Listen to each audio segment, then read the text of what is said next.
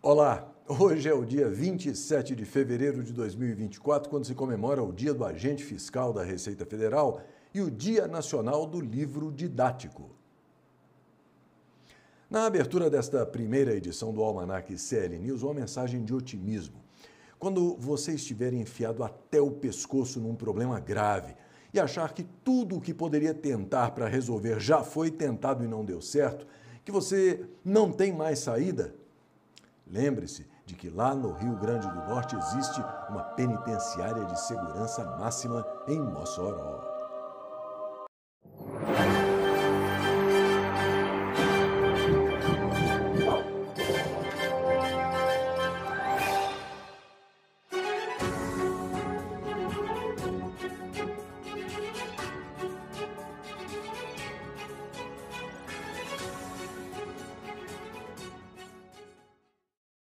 Antes das notícias, eu quero fazer um agradecimento todo especial aos netespectadores que continuaram me enviando mensagens de estímulo e compreensão pelo fato de o NetJornal ter tido a publicação interrompida e mandar um obrigado ainda mais especial a todos aqueles que, mesmo com o CL News fora do ar, continuaram enviando suas colaborações numa prova de confiança e de reconhecimento do trabalho sério, honesto, isento, objetivo e bem-humorado que eu tentei desenvolver ao longo de todo o tempo em que o NetJornal esteve no ar. Neste momento, eu não vou dar nomes para não ser injusto, deixando alguém de fora, mas cada um que procurou me ajudar durante todo esse tempo sabe perfeitamente de quem eu estou falando e deve estar sempre com uma enorme gratidão minha no coração. Com essa retomada, que eu agora espero definitiva, ainda que ela deva ocorrer em algumas etapas que eu não posso revelar em detalhes neste momento, eu vou continuar precisando mais do que nunca do apoio de todos. Por isso, eu agradeço desde já qualquer contribuição que possa ser enviada para que os nossos planos deem certo e o Almanac CL News possa se reintegrar mais uma vez ao seu cardápio diário de notícias, sem mentiras, sem manipulação, sem mimimi, mas com muito bom humor e estímulo ao seu raciocínio crítico. Os indicadores financeiros de hoje mostram que o dólar e o euro sofreram baixas marginais, o Ibovespa, o Bitcoin, o IPCA e a Selic subiram e o grama de ouro fechou em queda. Depois da monumental e histórica manifestação de domingo na Avenida Paulista, em São Paulo, não se tem muito a dizer, mas vale a pena dar uma olhadinha neste vídeo que mostra a postura pacífica e ordeira dos patriotas, do começo ao fim do ato que reuniu mais de 2 milhões de pessoas. Gente, final da manifestação aqui, todo mundo já voltando para casa. Olha a limpeza que está essa avenida. Dá para acreditar que aqui passou milhares e milhares de pessoas, que isso aqui estava assim, intransitável. Ainda tem muitos patriotas por aqui, tá vendo? Mas o encanto é a limpeza. É o quanto o patriota é uma pessoa que tem uma cabeça diferente. Ele não destrói nada, ele só constrói. Olha aqui, eu e o Zé Tomás estamos aqui, ó. Tá vendo? Lindos e maravilhosos nesse lugar. É inexplicável a sensação. E o balanço oficial das ocorrências na Avenida Paulista é o seguinte: 0 furto de telefones celulares, 0 apreensão de drogas, 0 incidentes de vandalismo e depredação, 0 número de ônibus incendiados, 0 número de pneus queimados, 0 ocorrências de brigas e bebedeiras, 0 ocorrências de vagabundos presos, exceto, é claro, dos esquerdopatinhas e imbecis que acharam que conseguiriam tumultuar o ambiente e não conseguiram. Aliás, você sabe que perguntar não ofende, ainda mais quando se faz uma pergunta de maneira respeitosa, por mais inconveniente que a pergunta possa parecer. Afinal, essa é a missão do repórter, né? A Gazeta do Povo mostra que a turminha de amarra-cachorros do atual ocupante do Planalto não gosta nem de ouvir perguntas que incomodem. Uma jornalista, Lu Aicota, do Valor Econômico, foi vaiada no momento em que ela simplesmente perguntou ao atual ocupante do Planalto o que ele achava da manifestação no domingo. A turma ficou incomodada. No Space Liberdade, destaque para o chanceler de Israel, Israel Katz, agradecendo o apoio em manifestação na Paulista, uma vez que os manifestantes levaram bandeiras israelenses e políticos defenderam o país da acusação feita pelo atual ocupante do Planalto. O chanceler israelense disse textualmente: "Muito obrigado ao povo brasileiro por apoiar Israel. Nem o atual ocupante do Planalto conseguirá nos separar." Um acontecimento paralelo também chamou a atenção da opinião pública mundial, com a detenção do jornalista português Sérgio Tavares, que veio a São Paulo para cobrir a manifestação na Avenida Paulista. O Metrópolis publicou uma coluna assinada por Mário Sabino dizendo que, abre aspas, em bom português, Sérgio Tavares foi alvo de intimidação em Cumbica. Ao deter o jornalista e ativista de direita no aeroporto de Cumbica, a PF deu a sua contribuição à deterioração da imagem do Brasil. Fecha aspas. O Metrópolis, no entanto, tirou dele da reta, informando que, abre aspas, as opiniões contidas nesta coluna não refletem necessariamente a opinião do Metrópolis. Fecha aspas. Alice, no País das Barbaridades, informa que a detenção do jornalista português Sérgio Tavares ganhou destaque em Portugal e o partido ADN publicou um duro comunicado à imprensa. Já o presidente da Argentina, Javier Milei, chutou o balde, mais uma vez, e compartilhou posts da manifestação pró-Bolsonaro e contra o atual ocupante do Planalto. Uma das postagens compartilhadas pelo presidente argentino definia o discurso de Jair Bolsonaro ontem como histórico. Outra postagem estava intitulada, abre aspas, Lula é Hamas, Bolsonaro é Israel, fecha aspas. Então agora veja esta foto comparando dois eventos no mesmo local. Os jornalistas amestradinhos da esgotosfera gay diziam que a manifestação da esquerda continha 4 milhões de pessoas, enquanto a manifestação da foto do lado direito tinha apenas 185 mil pessoas. Diante dos números delirantes e canalhas que têm sido publicados a respeito do número de pessoas na Avenida Paulista no domingo, eu recebi um cálculo que eu achei razoável e que eu compartilho com você. O raciocínio é o seguinte: para quem conhece bem São Paulo, levemos em conta o número de participantes em apenas 17 quarteirões da Avenida Paulista, indo da Avenida Consolação até a Brigadeiro Luiz Antônio. Admitindo-se que de área construída e mais as larguras das ruas se tem, em média, 320 metros quadrados por quarteirão e que a largura da Avenida Paulista, considerando as calçadas, é de mais ou menos 90 metros quadrados, chega-se à conclusão de que a área útil para cada quarteirão é de 320 vezes 90, ou seja, 28.800 metros quadrados. Quando se multiplica essa área útil de 28.800 metros quadrados pelos 17 quarteirões, a gente obtém 489.600 metros quadrados. Levando-se em conta a presença de 4 participantes e meio por metro quadrado, temos que 489.600 vezes 4,5 é igual a 2.203.200 pessoas. Esta é uma estimativa mínima de participantes, uma vez que a multidão transbordou a área útil, indo na direção do Paraíso e na direção da Doutora Arnaldo, posicionando-se também no interior dos edifícios e das ruas que convergem para a Avenida Paulista. Portanto, admitir a presença de 2.400.000 pessoas é uma estimativa conservadora.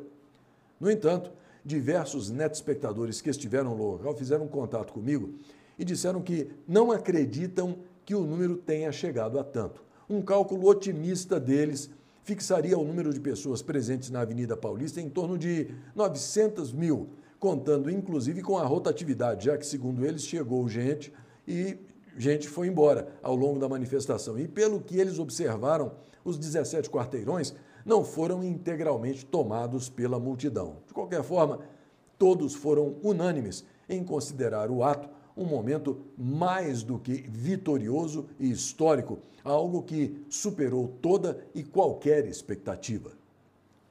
Agora, segundo informações que circulam nas mídias sociais, o atual ocupante do Planalto teria ficado deveras incomodado com a manifestação de domingo e, para reagir, determinou a reunião obrigatória de todos os seus eleitores, que você está vendo aí na foto, para mostrar quem realmente tem prestígio e poder no Fazendão. O Leandro Ruschel não deixou por menos. Ele pede ao atual ocupante do Planalto para mostrar que, abre aspas, a esquerda é muito mais forte, chamando uma manifestação na Paulista com as seguintes pautas: apoio ao Hamas, aliança com o Irã, China, Rússia, Venezuela e Cuba, pela liberação do aborto, pela censura nas redes, pela defesa da ideologia de gênero, contrário a penas mais duras para os bandidos e pela liberação das drogas. Ele reforça essa sugestão dizendo: deixe claro que o povo brasileiro te apoia. Fecha aspas. Nesse meio tempo, segundo o Nelson Paf, o déficit brasileiro continua crescendo. O Nelson diz que, abre aspas, está difícil de pagar o PIX de 21 bilhões de reais. Desencontro entre o deputado Arthur Lira e o atual ocupante do Planalto. O ocupante pede a interferência do tribunal que fica do outro lado da Praça dos Três Poderes, ou seja, tirar da gaveta os processos contra o Lira. Assim funciona o desgoverno. Fecha aspas. Em outra postagem, o Nelson Paf se aprofunda nesse tema dizendo que, abre aspas, a briguinha do Lula com o deputado Arthur Lira é pela falta de dinheiro para pagar o PIX de 21 bilhões de reais. Isso poderá retirar do lixo o pedido de impeachment. Ainda temos esperança. Fecha aspas. Indômito, o Nelson Paf prossegue em mais uma postagem, abre aspas.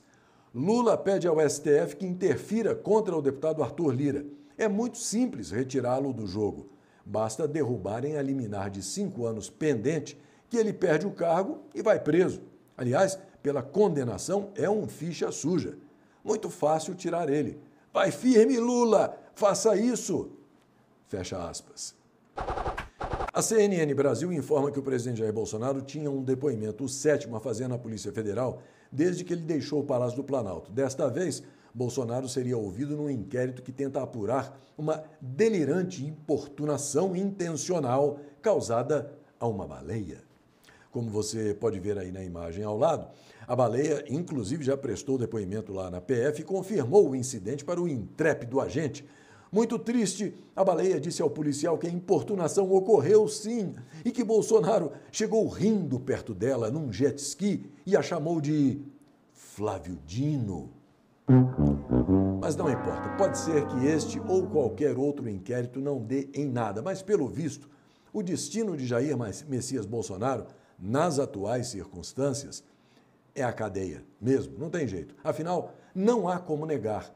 Ele foi registrado de maneira inequívoca, com a mão na corrupção. As fotos são muitas e o Almanac CL News pinçou apenas algumas para mostrar para você que não tem mais jeito. A casa caiu para ele, infelizmente. As fotos estão aí para todo mundo ver. Bolsonaro com a mão na corrupção. Não tem saída. Vai ver o sol nascer quadrado.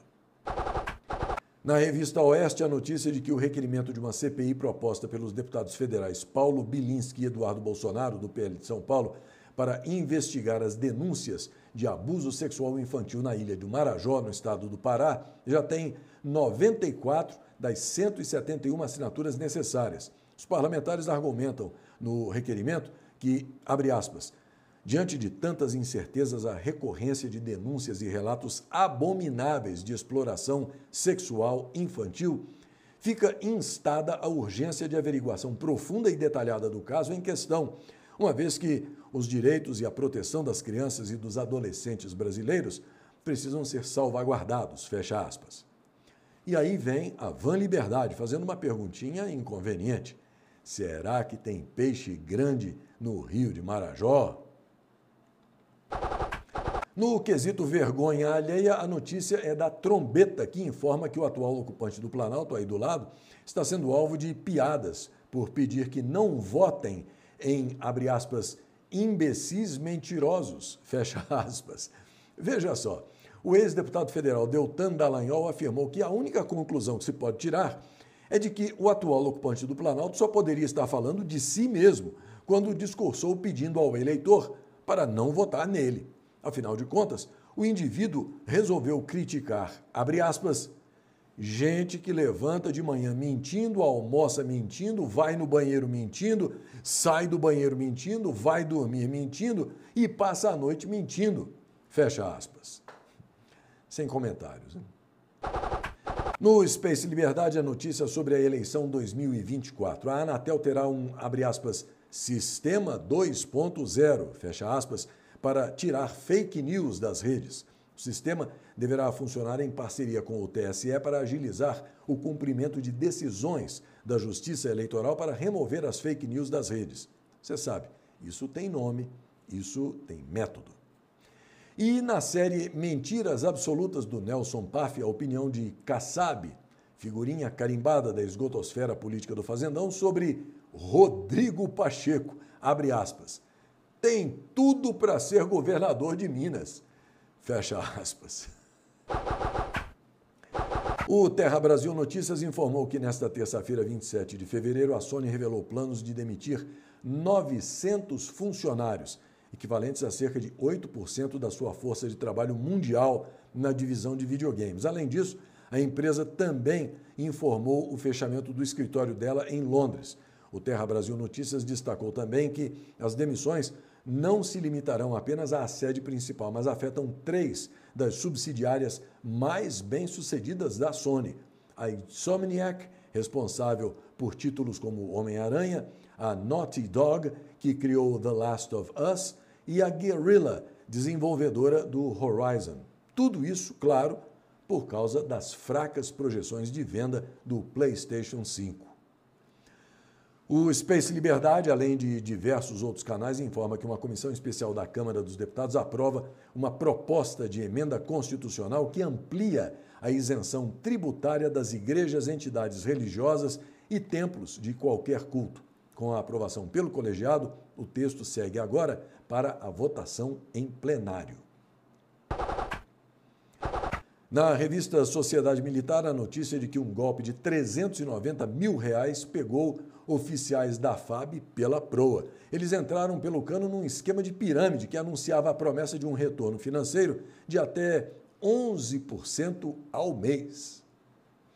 A notícia mal cheirosa da Gazeta Brasil. Navio com gado brasileiro causa, abre aspas, fedor inimaginável, fecha aspas, na cidade do Cabo. Pela cor do animal, você está vendo aí, você deve imaginar do que ele está coberto, né? Um navio que transportava 19 mil cabeças de gado do Rio Grande do Sul para o Iraque causou um forte odor que inundou a cidade do Cabo, a capital legislativa da África do Sul, na última semana.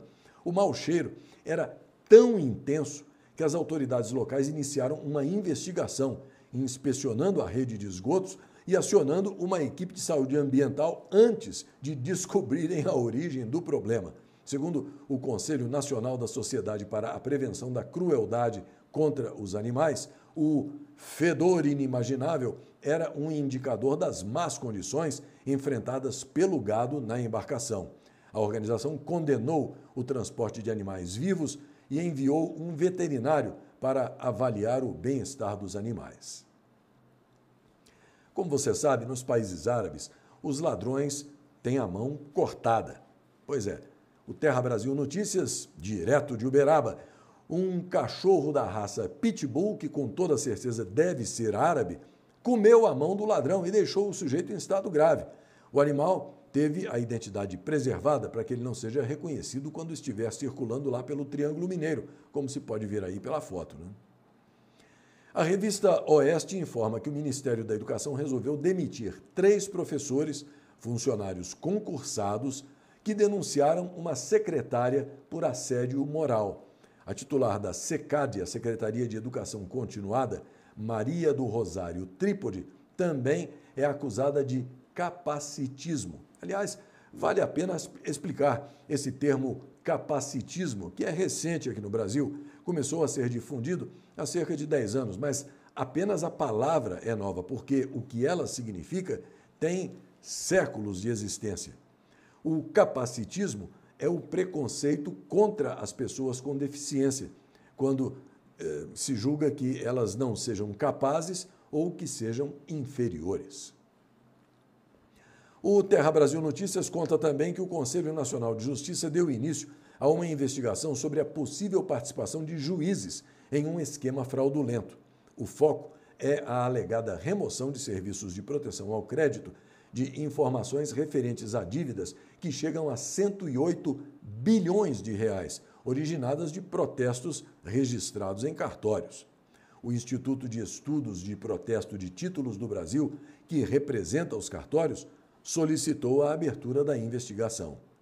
A maioria das decisões favoráveis aos devedores está vinculada a magistrados que atuam no interior de 3 estados do Nordeste: Pernambuco, Paraíba e Piauí. Os clientes, por sua vez, estão predominantemente em outras regiões do Brasil, principalmente em São Paulo. O Terra Brasil Notícias está informando que uma nova lei aprovada na Flórida proíbe o acesso de menores de 16 anos às redes sociais e gera polêmica, num momento em que os Estados Unidos debatem o impacto dos gigantes da internet entre os jovens. O texto foi aprovado pela Câmara Estadual da Flórida por 108 votos a 7, depois da aprovação no Senado da Flórida por 23 a 14, ocorrida poucas horas antes. O texto depende agora da assinatura do governador Ron DeSantis, que disse achar necessário fazer algumas modificações no projeto. Se o projeto virar lei na Flórida, as redes sociais serão obrigadas a impedir que os menores de 16 anos criem contas nas plataformas e fechem aquelas que foram abertas anteriormente, utilizando métodos para verificar a idade dos usuários. E o Loirão continua dando um couro nos adversários. A Gazeta do Povo traz a informação de que o ex-presidente Donald Trump obteve uma nova e acachapante vitória nas primárias republicanas contra a adversária republicana Nikki Haley, Tricky Nikki, que imaginava que iria derrotar o Orange Man no estado onde ela já foi governadora, a Carolina do Sul. Os resultados da última rodada de votação deram 47 delegados a Trump e apenas 3 a Tricky Nikki Haley, de modo que, até agora, a diferença entre eles é de 110 delegados contra 20. A imprensa norte-americana destacou, é claro, que ela estava, teoricamente, jogando em casa, na Carolina do Sul, porque foi lá onde ela nasceu e cresceu e também foi governadora de estado de 2011 a 2017. Ainda assim, depois da lapada, Tricky Nikki repetiu que, apesar de mais essa derrota, não pretende desistir da corrida eleitoral. Muito pelo contrário, ela voltou a pedir mais dinheiro aos simpatizantes para financiar a campanha dela nas primárias, pelo menos até o decisivo dia 5 de março, a chamada Super Terça ou Super Tuesday, quando mais de 800 delegados do partido serão decididos. Enquanto isso, o meio independente informa que Ronna McDaniel, a atual presidente do Partido Republicano, anuncia que vai deixar o cargo em março. O Orange Man deve emplacar o sucessor. Os apoiadores do ex-presidente fazem uma campanha já há algum tempo para que ela renunciasse ao comando do Partido Republicano. E apesar do mal-estar, Ronna McDaniel se diz grata ao Loirão. E o velhinho, hein? Cissa Bailey conta que ele foi dar uma entrevista em ambiente controlado, com teleprompter, perguntas ensaiadas, tudo gravado e editado para um dos seus amiguinhos demoniocratas. Mesmo assim, a entrevista foi um fiasco e ele mostrou todo o seu declínio cognitivo ao falar sobre o Orange Man, entre outros assuntos, e perdendo o rumo da conversa. Ivan Kleber informa: o Conselho de Segurança da ONU pediu ao Talibã que restaure os direitos das mulheres no Afeganistão. O pedido foi assinado por 11 países e foi rejeitado pela Rússia, China, Moçambique e Argélia. Na CNN Brasil, a informação de que o primeiro-ministro da Autoridade Palestina, Mohamed Shtayyeh, apresentou a renúncia dele nesta segunda-feira. O pedido ocorreu no momento em que a autoridade palestina, que é vista como corrupta, sofre uma intensa pressão dos Estados Unidos para reformar e melhorar a governança. Ainda assim, informa o site Direto da América, um militar da ativa da Força Aérea dos Estados Unidos, chamado Aaron Bushnell, de 25 anos de idade, ateou fogo a si mesmo em frente à Embaixada de Israel em Washington, dizendo que ele não seria cúmplice do, abre aspas, genocídio de Israel em Gaza, fecha aspas. Depois de ficar em estado crítico durante algum tempo no hospital, Aaron Bushnell morreu. Ivan Kleber registra que lá na Bélgica os agricultores belgas voltaram a protestar nesta segunda-feira na capital Bruxelas. Segundo publicado pela polícia local, os agricultores entraram na cidade com 900 tratores. O capitão Coronado da US Civil Defense News traz uma rápida análise da atual situação que envolve Rússia e Ucrânia. A postagem está em inglês, mas eu traduzo para você. Atualizando, por que a Rússia não está atacando ou se movimentando para tomar Kiev? Por que os ucranianos da Ucrânia Ocidental estão apenas relaxando e se divertindo? Por que os líderes ocidentais visitam Kiev sem qualquer preocupação? O capitão Coronado explica que é porque a Rússia não está combatendo nem atacando a Ucrânia. Está agora simplesmente defendendo o novo território russo dos constantes ataques ucranianos e da OTAN, a chamada contraofensiva. Na medida em que essa contraofensiva ucraniana fracassa, a Rússia não tem lançado sua própria ofensiva no rumo ocidental para tomar o resto da Ucrânia. No dia 30 de setembro de 2022, a anexação russa dos territórios de Donetsk, Kherson, Luhansk e Zaporíjia se tornou oficial. Estas regiões agora são território russo. A Rússia está apenas defendendo as fronteiras dela. Se a Ucrânia parar de atacar, o conflito acaba, diz a US Civil Defense News. Em Paris, segundo o Notícias e Guerras, Emmanuel Macron anunciou que os países membros da OTAN reunidos na capital francesa discutiram a possibilidade de enviar tropas para a Ucrânia, mas que ainda não chegaram a um consenso.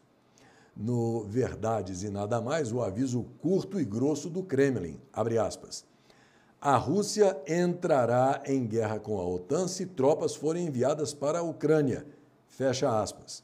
Para o ministro das Relações Exteriores, Sergei Lavrov, abre aspas, formar uma aliança europeia de mísseis para atingir a Rússia seria equivalente a um suicídio se esta informação for confirmada, fecha aspas. Pois é aquela história, né? Quem avisa, amigo é, né? Informação do site Direto da América. No Texas, um incêndio de grandes proporções próximo a Amarillo, no Panhandle texano. O tempo seco e os ventos de até 80 km por hora ajudaram na disseminação das chamas pelas pastagens secas. A causa do fogo ainda é desconhecida. Alice, no País das Barbaridades, noticia que Cuba está enfrentando uma crise de abastecimento de pão subsidiado por causa da falta de farinha de trigo. Segundo os gênios da política econômica deste governo de M comunista cubano, houve o reconhecimento de que não se poderá garantir até o final de março o pão subsidiado da cesta básica por causa da falta da farinha de trigo. Aí eu pergunto, será este o primeiro estágio do efeito Orloff? Aqui para o fazendão, hein? Neste 27 de fevereiro, em 1700, foi descoberta pelos europeus a ilha de Nova Bretanha, na Papua Nova Guiné. Em 1870, a atual bandeira do Japão foi adotada pela primeira vez como bandeira nacional para os navios mercantes japoneses. Em 1940, os químicos norte-americanos Martin Kamen e Sam Rubin descobriram o carbono 14. Em 1964, o governo da Itália pediu ajuda para evitar que a famosa Torre de Pisa, inclinada, acabasse tombando. E em 1994 houve o lançamento do Plano Real, a mais ampla medida econômica já realizada aqui no Fazendão. O Plano Real mostrou ser um dos mais eficazes da história, reduzindo a inflação, ampliando o poder de compra da população e remodelando os setores econômicos nacionais. Mais uma vez, muito obrigado por acompanhar o Almanac CL News e, se possível, colaborar com qualquer quantia para que o projeto possa conseguir um reforço e possa progredir para outras etapas. E mais uma coisinha, hein? Enquanto a gente aproveita o tempo livre para rezar pedindo a paz no mundo, o fim dos conflitos, a reconciliação das famílias, nós somos informados por Pietro Ubaldi que o próximo grande salto evolutivo da humanidade será a descoberta de que cooperar é melhor do que competir. Até a próxima.